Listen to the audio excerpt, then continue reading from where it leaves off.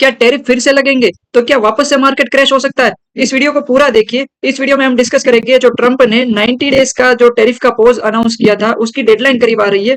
तो क्या हो सकता है, इसका क्या इम्पैक्ट हो सकता है?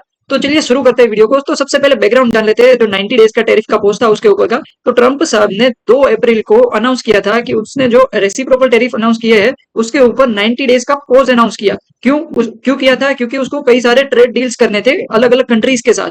तो यहाँ पे आप लोग देख सकते हो चाइना और यूके के साथ जो डील थी वो फाइनल हो चुकी है। यूके की डील अभी रिसेंटली 30 जून को ही कंप्लीट हुई थी, साइन हुई थी। लेकिन इंडिया, जापान, यूरोप, कनाडा इसके साथ अभी बातचीत चल रही है। डेडलाइन जो है टैरिफ की, टैरिफ पोस्ट की, वो 9 जुलाई 2025 है। उसके बाद टैरिफ वापस लग सकते हैं। अभी एक हफ्ते बाद डेडलाइन आ रही है।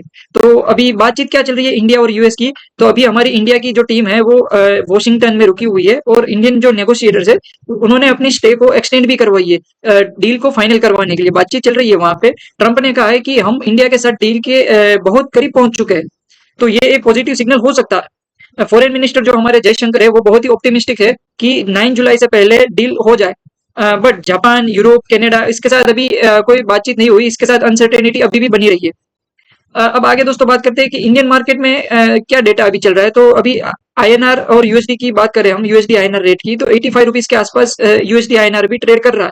पिछले एक मंथ की हम बात करें तो 85 के आसपास ही घूम रहा है, साइडवेज है थोड़ा। और थोड़ा पिछले 2-3 महीने के कंपैरिजन में थोड़ा स्ट्रॉन्ग हुआ है, क्योंकि उसको उम्मीद है कि इंडिया और यूएस की जो डील है वो फाइनल हो सकती है, ऐसी उम्मीद चल रही है। एफआईआईस की बात करें तो एफआईआईस ने इक्विटी में हमें इनफ्लो देखने को मिला है और डेट में आउटफ्लो देखने को मिला है। मतलब डेट का पैसा निकल के इक्विटी में जा रहा है। ये एक पॉजिटिव हो सकता है मार्केट के लिए। क्रूड ऑयल की बात करूं तो क्रूड ऑयल का अभी प्राइस चल रहा है $68 पर बैरल।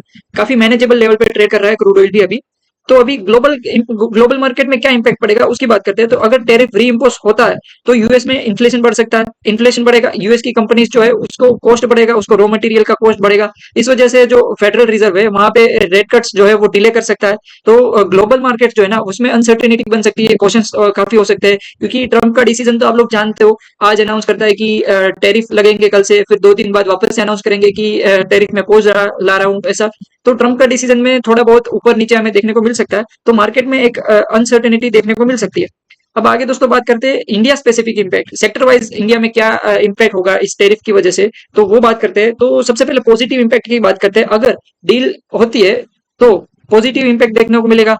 पॉजिटिव इम्पैक्ट में क्या होगा, जो हमारा रुपी है वो थोड़ा सा स्टेबल हो सकता है, और एफआईआईस का इनफ्लो जो है वो मार्केट में कंटिन्यू रह सकता है। मतलब एफआईआईस की बाइंग मार्केट में कंटिन्यू रह सकती है। तो मार्केट एक रैली दिखा सकता है। आईटी और फार्मा ये दो बहुत ही इंपॉर्टेंट सेक्टर है। क्यों? क्योंकि आईटी और फार्मा सेक्टर यूएस में काफी ज्यादा एक्सपोर्ट करते हैं। यूएस में काफी ज्यादा डिमांड है इस दो सेक्टर की। तो ये दो सेक्टर जो है ना वो काफी इंपॉर्टेंट है।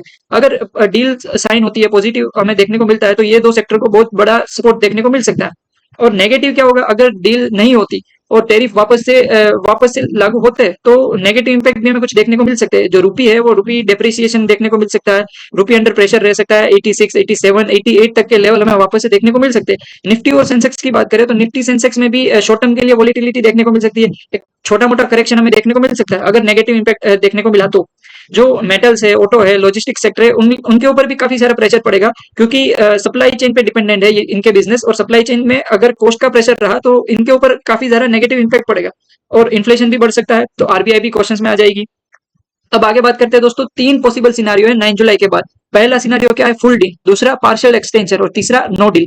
फुल डील अगर होती है, मान लो टैरिफ के जो डील चल रही है अभी वो बातचीत कंप्लीट हो जाती है और डील हो जाती है इंडिया और यूएसए के बीच में, तो मार्केट स्टेबल हो जाएगा और मार्केट में एक बहुत ही अच्छा चांस बनता है कि मार्केट एक रैली दिखा सकता है।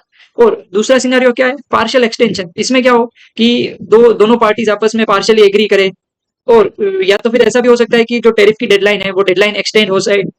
तो ये जो सिनारियो है ये भी हो सकता है 9 जुलाई के बाद। तो इसमें क्या होगा, जो अनसर्टेनिटी है वो कंटिन्यू रहेगी और साइडवेज मार्केट बना रहेगा जब तक कि कुछ क्लियर सिग्नल नहीं मिल जाता। तीसरा सिनारियो क्या है, नो डील। मतलब कोई डील नहीं होती यूएस और इंडिया के बीच में, तो वापस से टैरिफ लागू हो सकते हैं। मार्केट में एक अच्छा खासा करेक्शन हमें देखने को मिल सकता है। जो हमारा रुपी है वो थोड़ा सा वीक हमें देखने को मिल सकता है। तो ये 3 सिनारियो है 9 जुलाई के बाद जो हो सकते हैं। तो अभी इसका निष्कर्ष क्या, जो अगर आप शॉर्ट टर्म ट्रेडर हो, स्विंग ट्रेडर हो, मोमेंटम में ट्रेडिंग करते हो, तो स्टॉप लॉस जो है ना अपना, वो स्टॉप लॉस टाइट रखो। स्टॉप लॉस को सिस्टम पे रखो, दिमाग में नहीं। अगर स्टॉप लॉस में प्राइस आया तो बेच के निकलना है। लॉन्ग टर्म इन्वेस्टर हो अगर आप, तो एसआईपी अपनी कंटिन्यू रखो। लॉन्ग टर्म इन्वेस्टर को बिल्कुल भी चिंता करने वाली बात नहीं है, ये मार्केट की शॉर्ट टर्म वोलेटिलिटी है। और सेक्टर एलोकेशन पे काफी जरा फोकस रखो, आईटी और फार्मा पे फोकस करो, इसको फोकस करके ही सेक्टर एलोकेशन करो।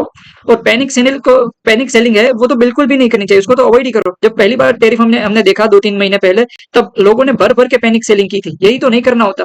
मार्केट में करेक्शन आता है, वही तो बड़े लोगों का बाइंग जोन होता है, इंस्टीट्यूशन का एक्यूमुलेशन का जोन होता है। तो पैनिक सेलिंग तो बिल्कुल अवॉइड करो। और अगर लॉन्ग टर्म इन्वेस्टर हो तो पैनिक सेलिंग अवॉइड करो और एसआईपी कंटिन्यू रखो। डरने की कोई बात नहीं है। न्यूज़ को रेगुलरली ट्रैक करते रहो दोस्तों, क्योंकि अगला जो एक हफ्ता है वो बहुत ही क्रूशियल रहने वाला है। अगर आपको भी ऐसे इन्फॉर्म्ड इन्वेस्टर बनना है तो अभी के अभी चैनल को सब्सक्राइब करो और वीडियो को लाइक करो। थैंक यू दोस्तों।